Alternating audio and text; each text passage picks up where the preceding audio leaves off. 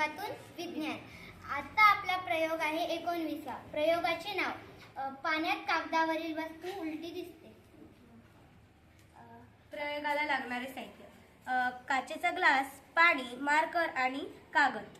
अगोदर आपण काचेच्या ग्लासमध्ये पाणी भरून घेऊ आणि मार्करने कागदावर एक बाण उजवीकडे करू आणि खालील बाण डावीकडे करू. आता काचेच्या ग्लासच्या मागून कागद ठेवू आणि ग्लासच्या पुढून प्रतिमा बघू. केशरी रंगाचा बाण जो उजवीकडे आहे तो पाण्यामध्ये डावीकडे दिसतो आणि जो हिरव्या रंगाचा बाण आहे तो डावीकडे दिसणारा उजवीकडे दिसतो.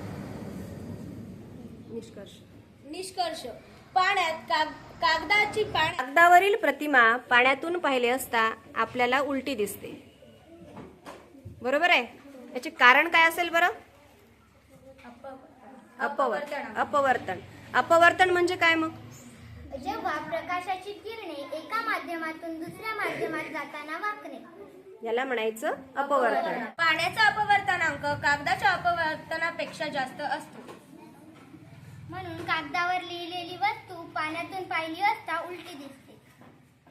पाण्याचा अपवर्तनांक कागदाच्या अपवर्तनांकापेक्षा जास्त असतो. म्हणून कागदावरील प्रतिमा पाण्यातून पाहिली असता उलटी दिसते.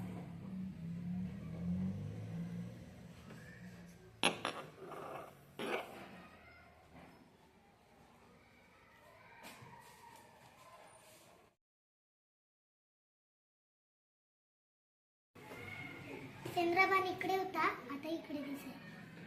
हिरवा आणि हिरवा इकडे होता, इकडे दिसेल. का बरं?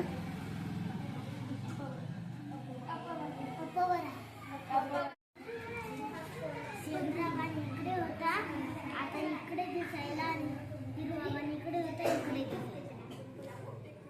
अपवर्तनांक.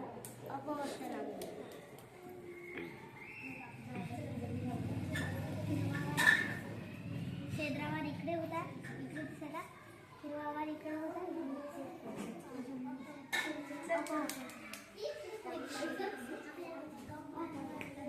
चंद्रबाण इकडे होता, इकडे झाला आणि हिरवा बाण इकडे होता, इकडे.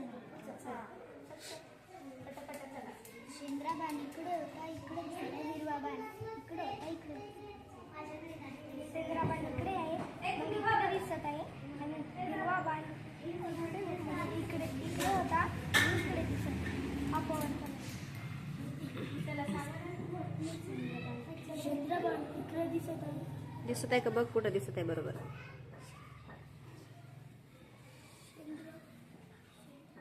चंद्रबाण इकडे दिसत आहे, हिरवा बाण.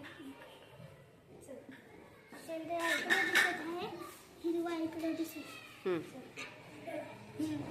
चंद्र इकडे दिसत